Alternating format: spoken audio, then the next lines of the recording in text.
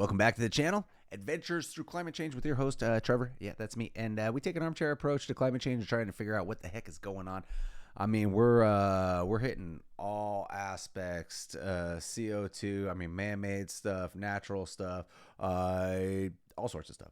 And if you missed yesterday, well, then you got to start on yesterday's video because this is part 2 of WTF happened to nuclear energy. Let's get back over to this, huh? Johnny Harris, and the day before we watched Cleo, who's right there sitting there with him, on her video on her channel. So if you haven't subscribed to their stuff, it's obviously more important than mine because we're watching their videos. So let's take a look. And like I said, this is part 2. So if you haven't checked out part 1, I mean, I'd love to see it back on part 2.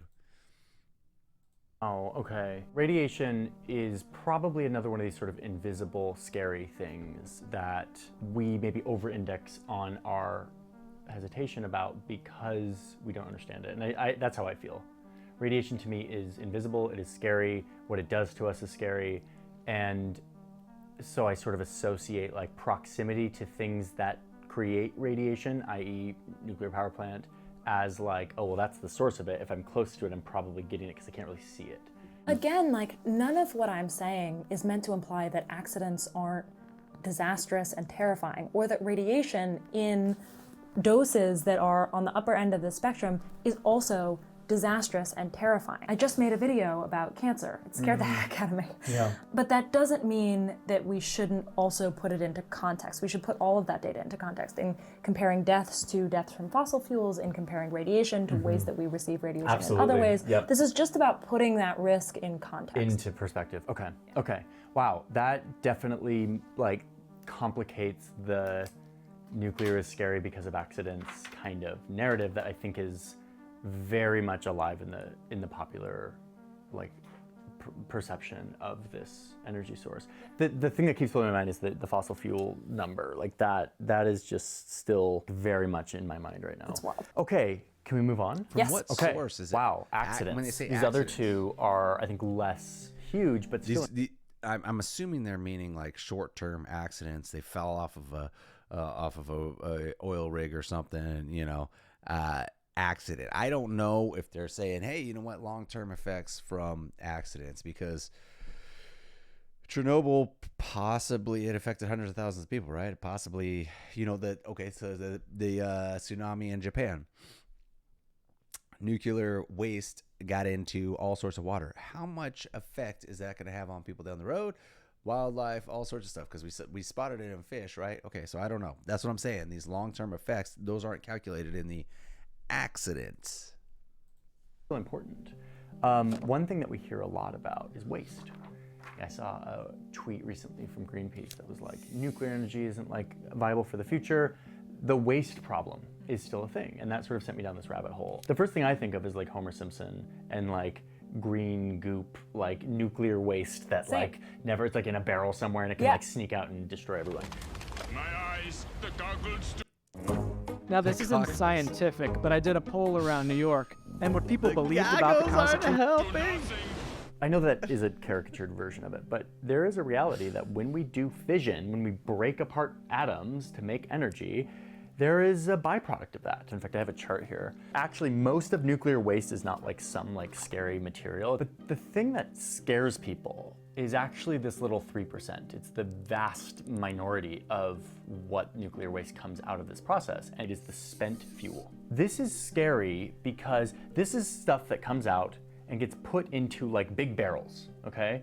And it gets stored on site, like at the nuclear power plant. Every year we make relatively not a ton of this stuff. It's about the size of half of an Olympic swimming pool, okay? So it's not like a ton relative to how much energy we get out of it, but like the thing that's scary is that this stuff doesn't go away. There's this really clunky chart that you don't really need to look at all the lines on.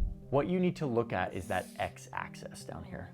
You look down here and you just see really, really big numbers. This is how long this waste stays radioactive. And yes, you're looking at a number that says 1 million over here. Human beings have existed in this form for like 200,000 years. And we're talking about creating a dangerous material that lives on potentially for hundreds of thousands of years, if not a million years before it becomes benign again. That is a problem. And this isn't just like in one facility. Like this isn't like all centralized in one place. Like if you look at this map of the US, this is where all of these sites are. Like there are a lot of them. So there's a lot of points of failure. As time goes on, you can see how this could just build up and become like a massive management task. I have this very instinctive fear of this stuff. Yeah. I think one of the things that helps is just to look at what it is. In my imagination, nuclear waste is green goop. Nuclear waste is actually a solid pellet.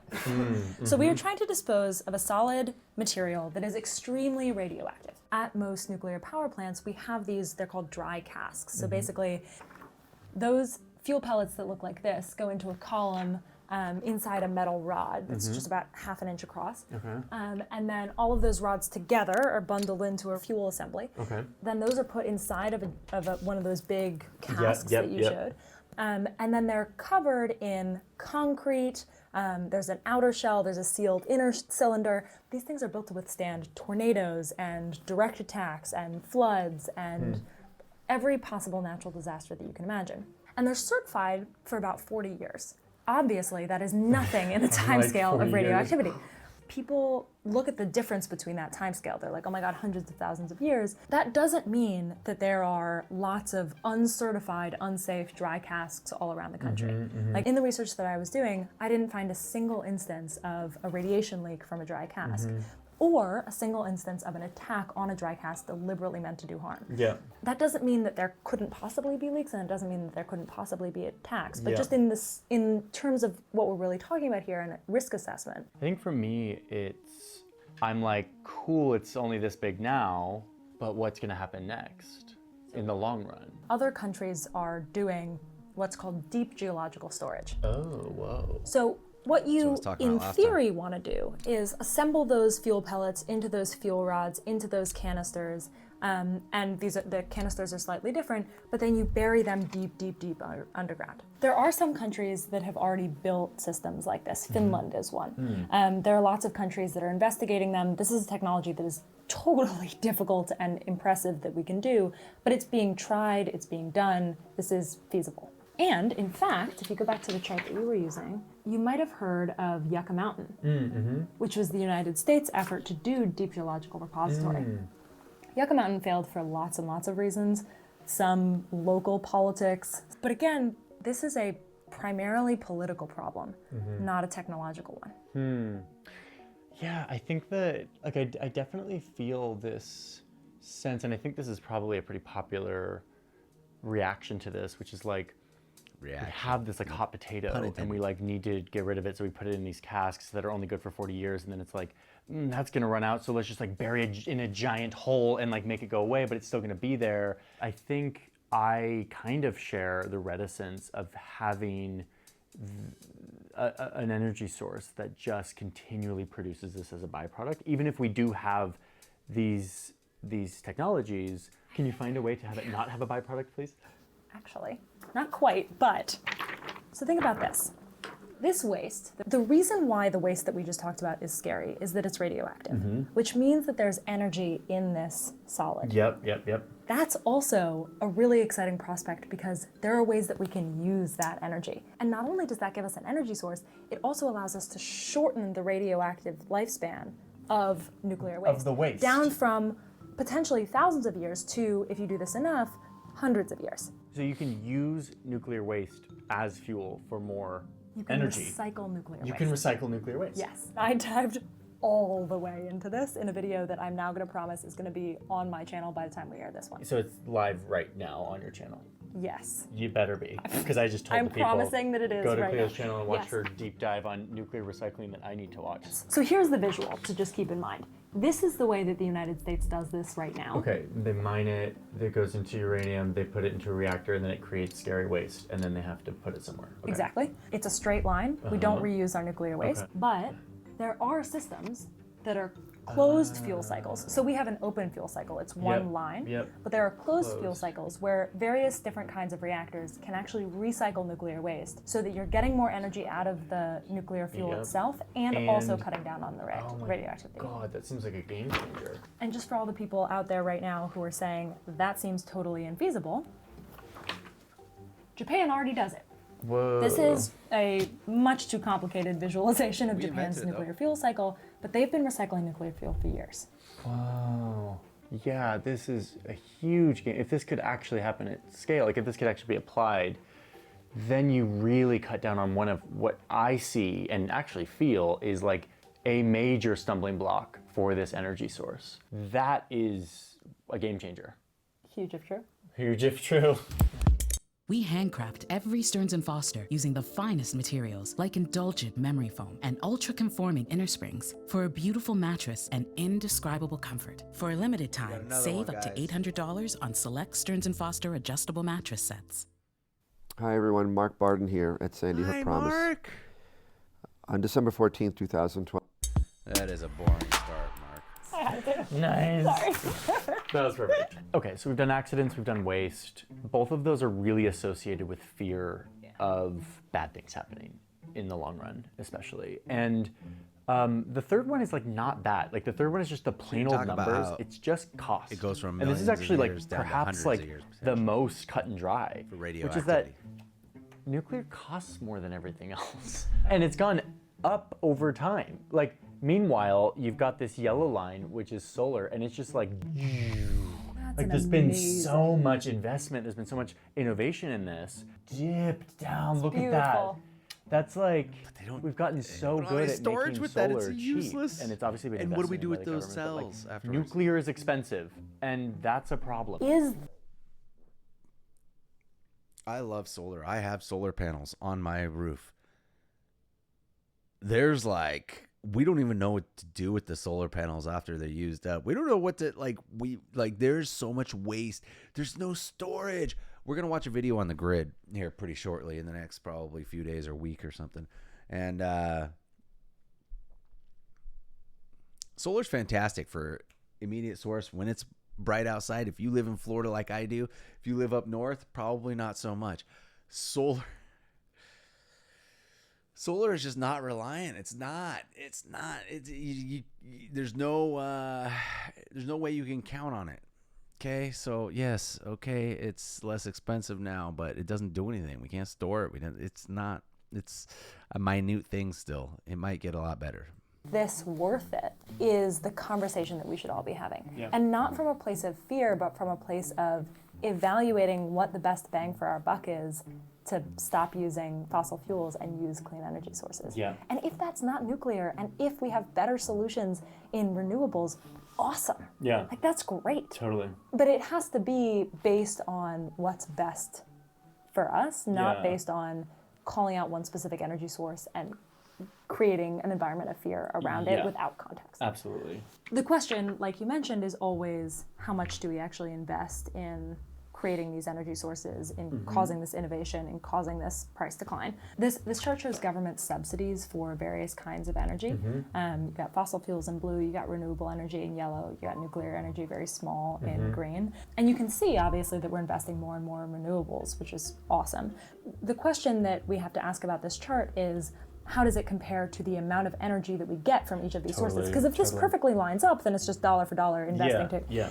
The answer is, when you compare how much we're investing in each kind of energy versus the amount of energy that that source actually gives us right now, what you see is that nuclear is a little bit less than renewables these days in terms of our full energy mix, but it's getting invested in way less. Yeah. Which, why is that? Is it because of the fear? Like, it's probably because of these, like, big concerns that we've talked about. I think we're now in a situation where we're operating a lot of old nuclear power plants that are no longer competitive with the new sources of energy that we've been investing in. And those new sources of energy are fucking amazing. Like, that's great. But we did Are they? strangle They're not doing potential anything. clean energy source in a lot of Are ways. they Yeah. great? And so I'm not totally sure, to be honest, whether the fact that nuclear isn't competitive is because of a loss of innovation and investment that could have happened years ago, or because it was never going to be renewables. And kind of at this point, it doesn't matter. Like, we are where we are. Yeah. I think that at the very least, I would hope that we're evaluating this based on the technology's ability to help us, as opposed to based on a lot of fear mongering over decades. Yeah, and I think what I found is that the fear and the concerns are really kind of sticky. You can't make an HBO miniseries about like an accident at a solar farm. I think after talking to you about this, I feel like there's a lot more to the story that, if invested in, if looked into, has a lot of potential. And that potential maybe hasn't been able to be fully realized. I don't know if this wins out in the long run, but I think it needs a fairer shot than it's been given. I think that's my takeaway too. Cool. For me, I'm gonna watch this really closely in coming years to see if like this turns around and like we actually do check our fears and realize that there is promise in this energy, and we really kind of don't have another choice. We have to figure it out. And because we're so wrapped up in our fears about nuclear power, we didn't even talk about innovation in nuclear energy, new kinds of nuclear reactors, new kinds of fuels that we might use. There's an enormous part of this conversation that's like, we can talk about nuclear as it exists today, we can also talk about the future. And that's something that I'm really excited to do. I think you can only do that, frankly, after you begin to unpack this part. And so what I loved about this is like, it felt like you were bringing the concerns that very reasonable people have about nuclear energy, but then we were able to talk about the context around each of those. Because the ultimate question when we talk about energy sources is always compared to what? Yeah. Deaths from nuclear accidents, in my opinion, should always be compared to deaths from other energy sources. Yeah. Radiation should always be compared to radiation from other sources. Investment in X should always be compared to investment in Y. And so I think when we are talking about how we get energy in the future, I think this conversation has to be compared to what? What kind of future do we want to have, and how do we get there? Yeah. Hi, Homer, what gives? Mr. Burns is making me eat all these crumbs of toxic waste. All right, let's check out his team real quick. That's some impressive team.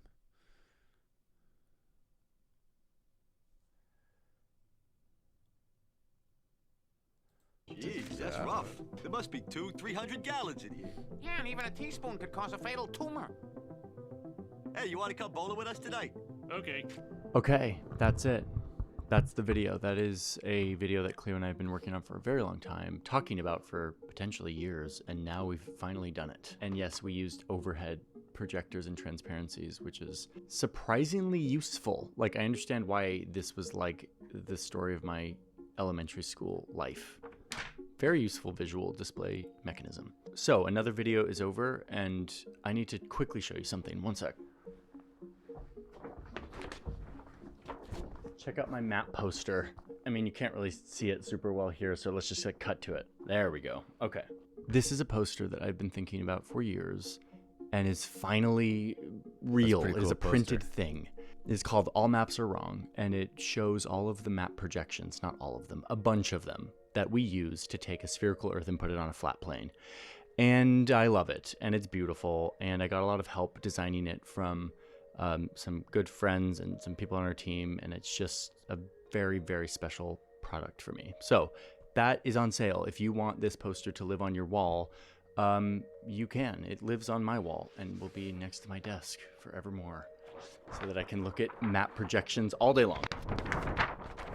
That's a major way that you can support this channel, by the way. More and more we rely on our community to support our independent journalism. We have a growing team, and it takes resources and time to build these videos, and so your support is very, very appreciated. We also have a community over at the newsroom, which is our Patreon. This is a place where you can come and support every month, and you get something in return, a behind the scenes vlog that we do. Some people show up to Patreon just to support us and they don't want anything in return, but if you do, this is a fun thing to see how our operation works, how we make what we make, the people and the processes behind these videos. You also get access to my scripts and music and a bunch of things that could be useful to you. We have LUTs and presets that help color our video and photo. Also, many of you don't know that I started a company a few years ago. It's called Bright Trip. It's a place where we make courses about how to travel smarter, brighttrip.com. And I think that's basically it. Thank you all for being here, for watching today's video. We've got a lot coming up, and I will see you in the next one. Bye, everyone. He's kind of got a calm demeanor. Like, I get a little excited. I totally get it. I'm a little bit more animated. I like to talk with my hands. My hands are all over the place. I'm like, you know. But his calm demeanor just it's good and bad. You know, it was a good difference from what Chloe brought to the table on that one, because Chloe's a little bit more like me, smiley, bubbly, excitable. Shoot, what did I think?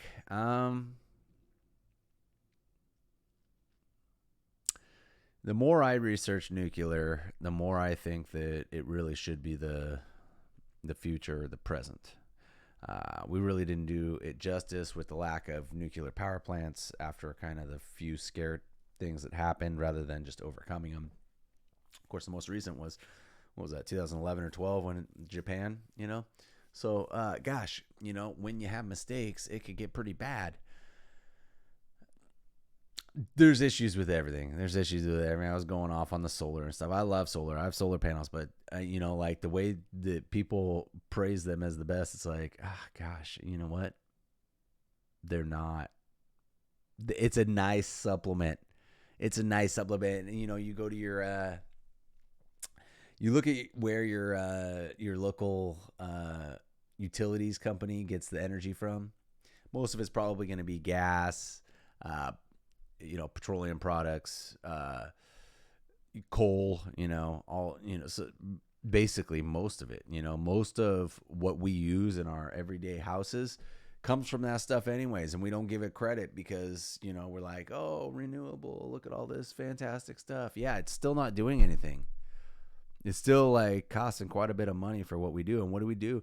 What are we going to have solar panels on everything just to have a reflective black top just everywhere? You know, if you want shade, you gotta go underneath the solar panel. I don't know, man. I don't know. That just doesn't seem like the way to me. With that being said, I appreciate you attending this video, you know, and we'll have more in the future, you know. So if you liked it, go ahead and like it, comment, subscribe, whatever's easiest. And I really do hope to catch you in the next video.